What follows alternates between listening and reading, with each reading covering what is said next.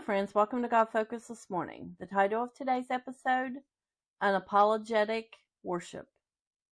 Today I want to talk to you about keeping our focus on Jesus. We need to worship Him unapologetically.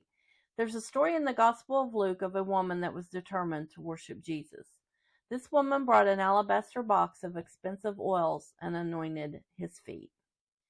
The Pharisees sat in judgment. Luke 7:36-38. And one of the Pharisees desired him that he would eat with him. And he went into the Pharisee's house and sat down to meat.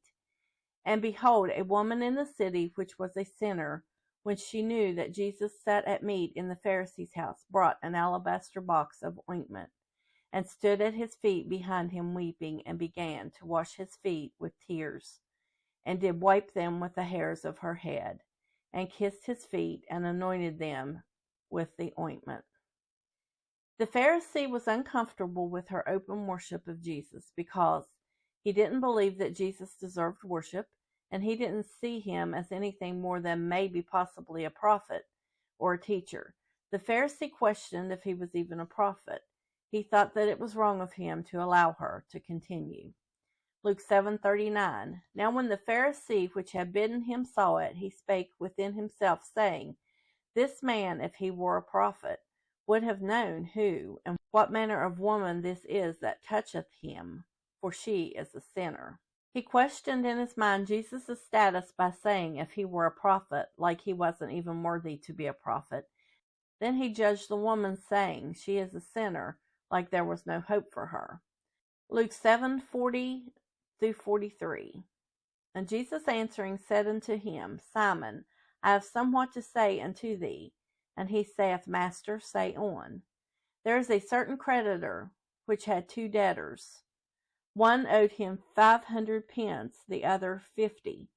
And when they had nothing to pay, he frankly forgave them both. Tell me therefore which of them will love him most. Simon answered and said, I suppose that he to whom he forgave most. And he said unto him, Thou hast rightly judged. Jesus understood the heart of the woman. He knew all about her circumstances and didn't judge her for her past. She had lived a sinful life and needed much forgiveness. But she showed her gratitude toward Jesus by interrupting their dinner and sat down at his feet and worshipped. Luke 7:44-46. And he turned to the woman and said unto Simon, Seest thou this woman? I entered into thine house. Thou gavest me no water for my feet, but she has washed my feet with her tears, and wiped them with the hairs of her head. Thou gavest me no kiss, but this woman, since the time I came in, hath not ceased to kiss my feet. My head with oil thou didst not anoint, but this woman hath anointed my feet with ointment. Luke 7:47-50. Wherefore I say unto thee, her sins, which are many, are forgiven, for she loved much. But to whom little is forgiven, the same loveth little. And he said unto her, Thy sins are forgiven. And they sat at meat with him, and began to say within themselves, Who is this that forgiveth sin also? And he said to the woman, Thy faith hath saved thee. Go in peace. Nowhere does it say the woman defended her interaction with Jesus. She didn't care that the religious leader, the Pharisee, was watching her. An account in another of the Gospels says that the disciples said she could have sold the ointment and given the money to the poor, like they thought it was a waste of oil.